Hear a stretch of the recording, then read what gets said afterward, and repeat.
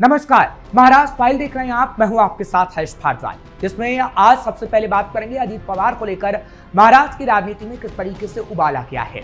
बात होगी शिवाजी महाराज से टीपू सुल्तान की तुलना की, जिसके बाद बीजेपी भड़क गई है और किस तरीके से संजय राउत पर मन से भड़की, उसकी तस्वीर भी आपको दिखाएंगे। और महाराष्ट्र की राजनीति क्या मदारी का खेल हो गई है, इस सवाल को भी पूछेंगे और फिर आपको बताएंगे महाराष्ट्र को किसने दी 11,000 करोड़ की गति शक्ति। लेकिन उससे पहले एक नजर टॉप हेडलाइन पर। महाराष्ट्र की राजनीति में एक बार फिर हलचल तेज। अजीत पवार की मौत के बाद बदला राजनीतिक घटनाक्रम। महाराष्ट्र कांग्रेस चीफ ने शिवाजी महाराज से की टीपू सुल्तान की तुलना, भड़की बीजेपी। उद्धव ठाकरे ने कांड किया, सुपर प्रवक्ता अब नाटक कर रहे, संजय राउत पर भड़की मंच से। जो पैसा देगा वही जीतेगा, सामना ने महाराष्ट्र की राजनीति को बताया मदारी का खेल। मोदी कैबिनेट का बड़ा फैसला, महाराष्ट्र को मिलेगी 11,000 करोड़ रुपए की गति शक्ति। महाराष्ट्र की राजनीति में एक बार फिर हलचल तेज हो गई है। राज्य में सत्तारूढ़ गठबंधन और विपक्ष के बीच आरोप प्रत्यारोप का दौर चल रहा है। इसी बीच अजीत पवार गुट से जुड़े एक मंत्री से संपर्क नहीं हो पाने की खबर ने राजनीतिक माहौल को पूरी तरीके से गर्म कर दिया है। यह मामला ऐसे समय में सामने आया है जब राष्ट्रवादी कांग्रेस पार्टी के दोनों गुटों के बीच सियासी समीकरण तेजी से बदल रहे हैं। अंदर खाने राजनीतिक बैठकों और रणनीतिक चर्चाएं हो रही हैं। सत्ता और संगठन दोनों स्तर पर हलचल देखने को मिल रही है। अजीत पवार की मौत के बाद राजनीतिक घटनाक्रम लगातार बदल रहा है। राजनीतिक घटनाक्रम और आरोपों की वजह से राज्य में अस्थिरता की आशंका जताई जा रही है। सूत्रों के मुताबिक एनसीपी के भीतर चल रही खींचतान के बीच नरहरि झिरवाल से संपर्क नहीं हो पाने की खबर ने एक नया विवाद खड़ा कर दिया है। ये पूरा मामला खाद्य और औषधि प्रशासन विभाग में कथित रिश्वतखोरी से जुड़ा बताया जा रहा है। विपक्ष इसे बड़ा मुद्दा बना रहा है और सरकार पर गंभीर सवाल उठा रहा है। वहीं सत्तारूढ़ खेमे में भी इस घटनाक्रम को लेकर चिंता बढ़ गई है। इस पूरे विवाद के बीच एनसीपी के भीतर भी राजनीतिक मायने काफी निकलकर सामने आ रहे हैं, क्योंकि शरद पवार गुट दोनों धड़ों के विलय की कोशिश कर रहे हैं, जबकि सुनील तटकरे, प्रफुल्ल पटेल और छगन भुजबल जैसे नेता इस प्रस्ताव का विरोध कर रहे हैं। इससे पार्टी के भीतर असमंजस की स्थिति बन गई है। वह राजनीतिक विश्लेषकों का मानना है कि रिश्वत प्रकरण और पार्टी के अंदर चल रही खींचतान का असर आने वाले चुनावी समीकरणों पर भी पड़ सकता है। राज्य में सियासी माहौल पहले ही संवेदनशील बना हुआ है। ऐसे में मंत्री से संपर्क नहीं हो पाने की खबर ने हालात को और जटिल बना दिया है। सरकार और पार्टी नेतृत्व दोनों इस विवाद को जल्द शांत करने की कोशिश कर रहे हैं। हालांकि जांच के नतीजे आने तक ये मुद्दा महाराष्ट्र की राजनीति में गरमाए रहने की संभावना जताई जा रही है। आने वाले दिनों में मंत्री की मुख्यमंत्री से मुलाकात और जांच एजेंसियों की कार्रवाई पर सभी की नजरें टिकी रहेंगी। अब बात टीपू सुल्तान को लेकर हो रहे विवाद की करते हैं कि महाराष्ट्र में मैसूर में टीपू सुल्तान और छत्रपति शिवाजी महाराज की तुलना को लेकर बवाल हो गया है। कांग्रेस की महाराष्ट्र इकाई के अध्यक्ष हर्षवर्धन सपकाल की मैसूर के 18वीं शताब्दी के शासक टीपू सुल्तान को छत्रपति शिवाजी महाराज के समकक्ष बताया गया, जिस पर सत्ताधारी बीजेपी भड़क गई। पुणे में इसे लेकर सपकाल के खिलाफ मुकदमा दर्ज करवाया गया है। इस मामले में मुख्यमंत्री देवेंद्र फडणवीस ने भी सतपाल को आड़े हाथों लिया। उन्होंने कहा कि यह तुलना निंदनीय है और कांग्रेस नेता को खुद पर शर्म आनी चाहिए। महाराष्ट्र की राजनीति में टीपू सुल्तान की चर्चा हाल में तब शुरू हो गई थी जब मालेगांव के डिप्टी मेयर निहाल अहमद ने अपने कार्यकाल में टीपू सुल्तान की तस्वीर लगाई थी। इस तस्वीर को लेकर शिवसेना पार्षदों और स्थानीय हिंदूवादी संगठनों ने जमकर विरोध किया था। इस पर जब मीडिया सतपाल से उनका जवाब मांगने पहुंची और जब प्रदेश कांग्रेस अध्यक्ष ने छत्रपति शिवाजी महाराज की वीरता और स्वराज के विचार को पेश किया, तो टीपू सुल्तान के अंग्रेजों के खिलाफ युद्ध का आह्वान करने का उदाहरण दिया और दावा कर दिया कि यह लड़ाई शिवाजी महाराज के आदर्श की तर्ज पर थी। सपकाल ने कहा, इस तरह टीपू सुल्तान एक योद्धा और भारत के भूमिपुत्र के रूप में उभरे। उन्होंने कभी भी जहरीली विचारधाराओं को नहीं अपनाया। हमें टीपू सुल्तान को वीरता के प्रतीक के रूप में देखना चाहिए और शिवाजी महाराज के समकक्ष मानना चाहिए। सतपाल के इस बयान के बाद राज्य में राजनीतिक विवाद शुरू हो गया है। मुख्यमंत्री देवेंद्र फडणवीस ने कांग्रेस पार्टी पर जमकर निशाना साधा। नागपुर में मीडिया से बात करते हुए उन्होंने कहा, महाराष्ट्र इसे बर्दाश्त नहीं करेगा। अब बात मेयर चुनाव को लेकर हो रही सियासत की, क्योंकि महाराष्ट्र की राजनीति में मेयर चुनाव को लेकर सियासी हलचल तेज हो गई है। महाराष्ट्र नवनिर्माण सेना यानी मनसे के अध्यक्ष राज ठाकरे के मुंबई स्थित निवास पर अहम बैठक आयोजित की गई थी। सुबह 10:30 बजे इस बैठक का आयोजन किया गया। पार्टी के मुंबई शहर प्रमुख और विभिन्न विभाग अध्यक्ष शामिल हुए।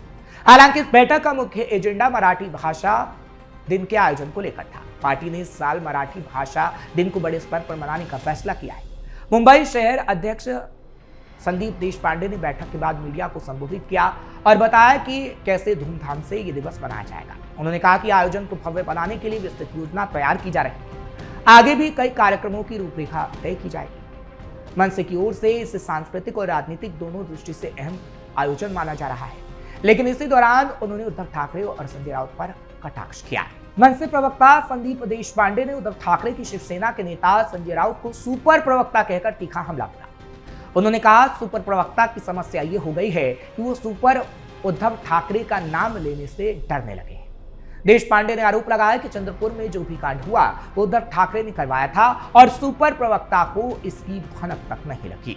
देशपांडे ने तंज कसते हुए कहा, इसलिए सुपर प्रवक्ता के चंद्रपुर के नगर सेवक तो गए, इसलिए संजय राउत की हालत अब ऐसी है। संदीप देशपांडे ने संजय राउत के बयानों को नाटक करार देते हुए आगे कहा, संजय राउत को ऐसा बोलना पड़ता है, मजबूरी है। चंद्रपुर में कुछ भी कार्रवाई नहीं होगी। चंद्रपुर की डील होने वाली है, ये संजय राउत को पहले से पता था। इसमें कोई सरप्राइज नहीं है। अब सिर्फ जो वो बोले उसका उल्टा हो रहा है, इसलिए मैं मारने का नाटक करता हूं, तुम रोने का नाटक करो, जैसा चल रहा है। दरअसल मनसे ने स्पष्ट शब्दों में संजय राउत पर हमला बोला है, जिससे सियासी गलियारों में गर्माहट काफी बढ़ गई है। महाराष्ट्र की सियासत में अक्सर उतार चढ़ाव देखने को मिलता है। उद्धव गुट के दोनों गुटों में तकरार छिड़ी हुई है। हाल में ही मुंबई में बीजेपी ने अपना पहला मेयर बनाया। इस चुनाव के नतीजों के बाद संजय राउत ने कहा है कि विपक्ष मुंबई और कुछ दूसरी म्युनिसिपल कॉर्पोरेशन को छोड़कर बाकी लोकल बॉडी इलेक्शन को सीरियसली नहीं लेगा। बीजेपी ने ग्रामीण महाराष्ट्र के सभी टेलर्ड लोगों और इंडस्ट्रियल को अपनी पार्टी में खींच लिया है। वो अपनी ताकत से चुनाव जीत पाए हैं। हालांकि उन्होंने कई और बातें भी कही। सामना ने राउत के बयान को छापा। फडणवीस समेत बीजेपी के सभी बड़े नेता ग्रामीण इलाकों में जाते हैं और प्रोग्राम लागू करते हैं। चुनाव लड़ना उनका एकमात्र काम होता है। एकनाथ शिंदे के लिए हर चुनाव जिंदा रहने की लड़ाई है और वे उसी के हिसाब से अपनी स्ट्रेटेजी बनाते हैं, साथ ही पैसों की भी ताकत लगाते हैं। शिंदे ग्रुप ने जिला परिषद चुनाव में 162 सीटें जीती। वो रत्नागिरी और रायगढ़ में सत्ता में आए, जबकि बीजेपी ने सिंधुदुर्ग पर कब्जा किया। शरद पवार की पार्टी मर्जर के जाल में फंस गई। वे पुणे में जीते, लेकिन क्या लोग अब से उनकी पॉलिटिक्स को सीरियसली लेंगे? राउत ने कड़ा हमला शिंदे पर बोला। राउत ने कहा कि महाराष्ट्र की पॉलिटिक्स में शिवसेना का असली पीछे हटना पॉलिटिक्स बैलेंस को बिगाड़ रहा है। शिवसेना का पीछे हटना उन विचारों का पीछे हटना है जो महाराष्ट्र को दिशा देते हैं। शिंदे की लीडरशिप ठाकरे से बड़ी नहीं है, फिर भी यह चमत्कार है कि शिंदे हर चुनाव में लीड लेते हैं।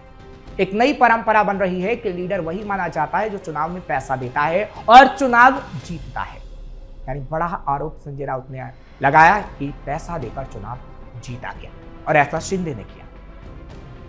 राउत ने कहा कि पॉलिटिकल पार्टियों की लीडरशिप में चुनाव लड़ने और जीतने की भूख होनी चाहिए। वो भूख आज बीजेपी, शिंदे ग्रुप और अजीत पवार की पार्टी में सबसे ज्यादा दिख रही है। अगर महाराष्ट्र की पॉलिटिक्स में ये बढ़ी हुई भूख ही विरोधी पार्टियों के पीछे हटने का कारण है, तो इसके लिए सिर्फ रूलिंग पार्टी को दोष देना गलत है। महाराष्ट्र में अब से सिर्फ तलवार चलाने वाली लीडरशिप ही बचेगी। लोगों का मानना है कि अगर उद्धव और राज ठाकरे ने लोकल बॉडी इलेक्शन में महाराष्ट्र को उल्टा कर दिया होता तो नतीजे जरूर बदल जाते। ये सच है कि मोदी, शाह, फडणवीस, शिंदे ने पॉलिटिक्स को पूरी तरह से कमर्शियलाइज कर दिया है। साथ ही साथ कहा कि उनके लोग भी काफी हद तक हारे और लोग अब भी सुनीता चव्हाण जैसे सीधे साधे कैंडिडेट को चुनते हैं। पैसे वालों की टक्कर में पैसे वाला हमेशा हारता है, जैसा कि रायगढ़ और सिंधुदुर्ग में देखा गया। पुणे, बारामती में बीजेपी हार गई। वहां कई पैसे वाले अपनी डिपॉजिट भी नहीं बचा पाए। आखिर में सेल्फ कॉन्फिडेंस और पक्का इरादा जरूरी है। खबरों के आखिर में बात महाराष्ट्र को मिले तोहफे की। दरअसल मोदी सरकार ने महाराष्ट्र, तेलंगाना और गुजरात में 11,000 करोड़ रुपए से ज्यादा की सड़क परियोजनाओं को मंजूरी दे दी है। ये फैसला परियोजना पीएम गति शक्ति इनिशिएटिव के तहत किया गया है। शनिवार को आधिकारिक बयान में इसकी जानकारी दी गई है और कहा गया है कि अब महाराष्ट्र को एक बड़ी सौगात मिलने जा रही है। दरअसल आर्थिक मामलों की मंत्रिमंडलीय समिति ने 3,320.38 करोड़ रुपए की कुल पूंजी लागत पर महाराष्ट्र में NH 160A के घोटी, त्र्यंबक, जवाहर, मनोहर, पालघर खंड के पुनर्वास और अपग्रेडेशन की मंजूरी दे दी है। महाराष्ट्र में कैसे होगा फायदा? 154.635 किलोमीटर का ये प्रोजेक्ट इंजीनियरिंग, प्रोक्योरमेंट और कंस्ट्रक्शन मॉडल के तहत पूरा किया जाएगा। Ministry of road transport and highways ने बताया कि नासिक के पश्चिम का इलाका, जिसमें अबन और सतपुर शामिल है, ये महाराष्ट्र इंडस्ट्रियल डेवलपमेंट कॉर्पोरेशन द्वारा बनाई गई इंडस्ट्रियल यूनिट्स का एक बड़ा क्लस्टर है, जिससे भारी माल ढुलाई होता है। ये परियोजना पीएम गति शक्ति उद्देश्यों के अनुरूप है और इससे महाराष्ट्र में 6 आर्थिक नोड्स, 1 सामाजिक नोड और 8 लॉजिस्टिक्स नोड से कनेक्टिविटी में सुधार होने की उम्मीद है, जिससे देश की लॉजिस्टिक दक्षता मजबूत होगी और इसके लॉजिस्टिक्स प्रदर्शन सूचकांक को बढ़ावा मिलेगा। यानी महाराष्ट्र को एक बड़ी सौगात मिल गई है और प्रधानमंत्री नरेंद्र मोदी ने एक बड़ा तोहफा दिया है, जिसकी देवेंद्र फडणवीस ने भी तारीफ की है। फिलहाल महाराष्ट्र फाइल में महाराष्ट्र की खबरें आपको कैसी लगी कमेंट सेक्शन में जरूर बताएं। खबर को लाइक शेयर करें। कल फिर आपके सामने महाराष्ट्र की कुछ और खबर लेकर हाजिर होंगे। मुझे इजाजत दीजिए। नमस्कार।